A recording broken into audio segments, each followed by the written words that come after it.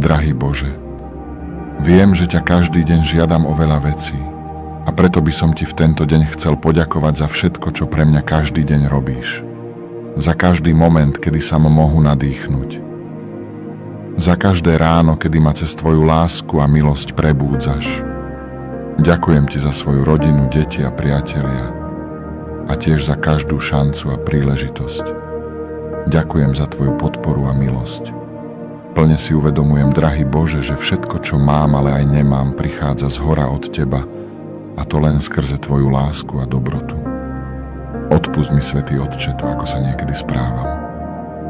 Odpusť mi prosím to, že to všetko, čo pre mňa každý deň robíš, občas prehliadam a nevážim si to. Nauč ma prosím vážiť si všetko, čo vďaka teba mám. Prosím, nech je v mojom srdci zakorenená tvoja láska, pokora